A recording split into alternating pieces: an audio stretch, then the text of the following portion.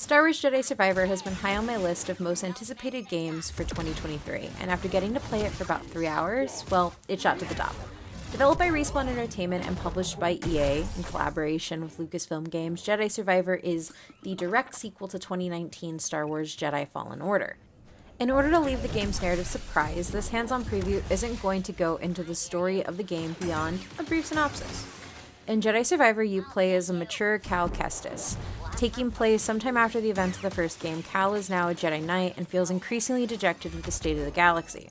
No matter how hard he tries, the Empire just keeps growing. With the memories and expectations of the Jedi Order waiting on him, he has to make decisions on what he's willing to sacrifice to defeat the Empire, but more importantly, to save those closest to him. An emotional story with a cinematic quality, Jedi Survivor helps push the narrative as Cal explores more complex emotions, giving Cameron Monaghan's the runway to showcase his acting range. Moving from the story and into the gameplay itself, we have to start with how fun it is to traverse the galaxy. As always, Respawn's attention to creating thoughtful traversal mechanics is what makes Jedi Survivor such a dynamically kinetic game. While much of the traversal looks similar to that of the previous game, one addition allows Cal to be more agile as you speed through environments, the Ascension Cable. I mean, everything's better with a grappling hook, right? Yeah, it's true. Your agility as Cal quickly becomes the most noticeable element of Jedi Survivor, especially if you love platforming like I do. The team at Respawn also doesn't overcomplicate its platforming motions. The traversal and the majority of the complex movements only require one button press, which comes in handy when transitioning between different elements. Moving from a simple jump into another platform to a wall run and then into a wall climb is so seamless that the pure agility you get to experience stands out. That said, while the simplicity of movement is something to call out that makes fast movement nearly effortless, there aren't any guardrails to keep you locked on the platform. This means that the difficulty increases the faster you move through any given area. Move quickly and have fun, but that also opens a dynamic difficulty that only punishes you by slowly chipping away at your health if you fall, instead of resulting in your death.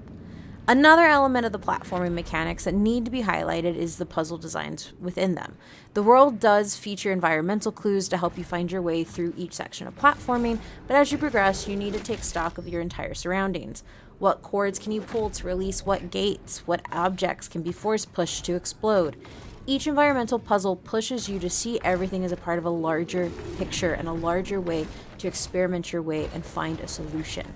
Additionally, if you find yourself stuck on a puzzle, you'll receive a prompt asking if you want a clue or not, the same feature implemented in Fallen Order.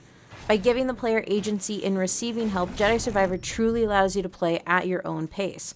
Factor in the Stellar Holomap, which offers some navigation assistance with a guided path, without being too intrusive, and you have the makings of a game that empowers every player to find their own pace, own difficulty, and ultimately their own fun. Jedi Survivor also has new additions to its combat, specifically stances that allow combat variations to feel endless. Because Cal isn't starting from the ground up, you have immediate access to the double-bladed saber and the dual-wield stances, and because of this, you're encouraged to explore different ways to play right off the bat. And while the last game allowed you to switch between single, double, and dual wielding, Jedi Survivor offers up a total of 5 stances. With each of these, Cal feels like an entirely new character each time you enter a different combat area with a different stance. In single stance, Cal wields a saber and has even footing between both offense and defense.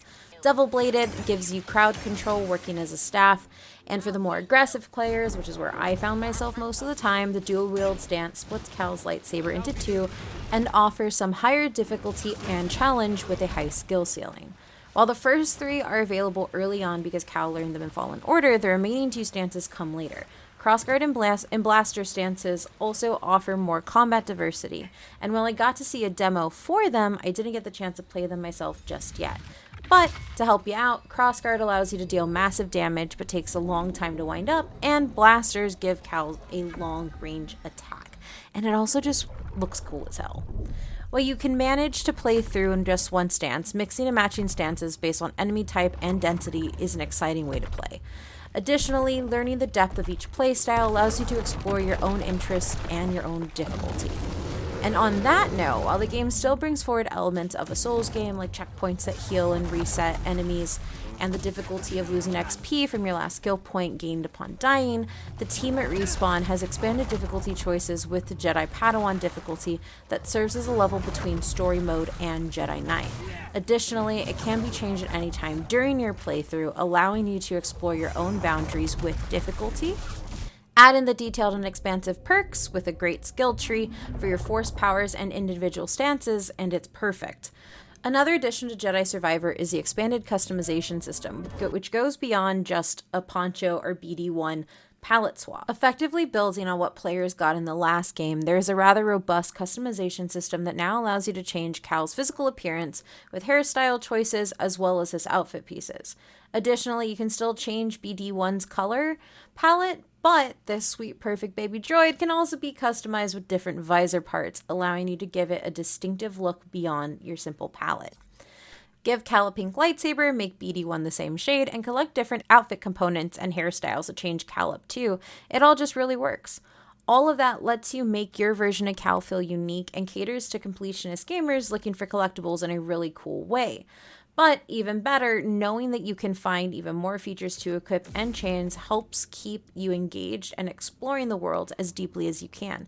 And exploration is the key to Jedi Survivor, particularly because it's so easy to fall into side quests.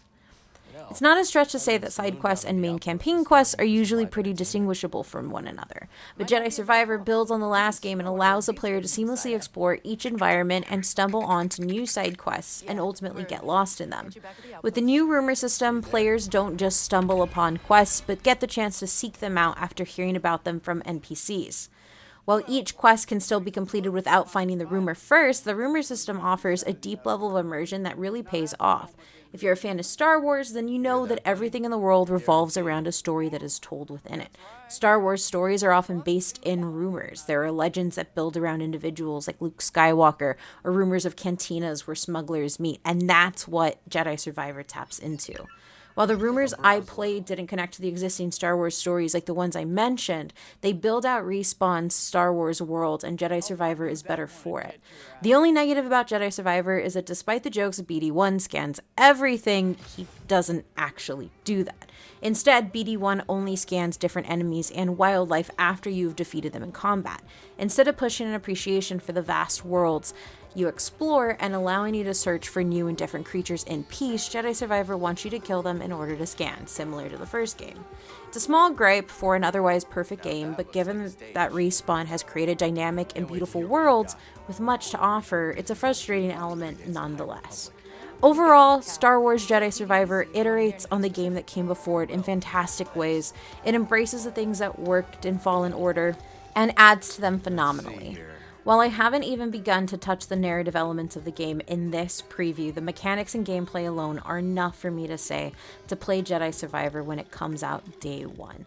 Star Wars Jedi Survivor releases April 28th of 2023 on PlayStation 5, Xbox Series X and S, and Microsoft Windows via the Origin and Steam stores.